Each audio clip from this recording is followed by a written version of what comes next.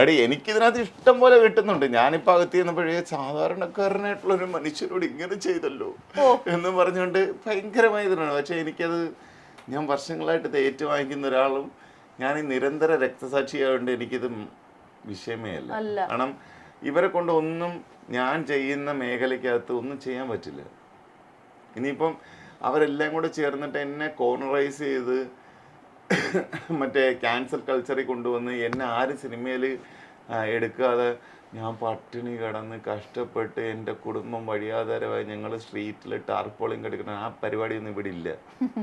നമുക്ക് അടുത്തടുത്തടുത്ത് ജോലിയുണ്ട്, അത് പോയി അന്തസ്സായിട്ട് ജീവിക്കാൻ ചെയ്യാം.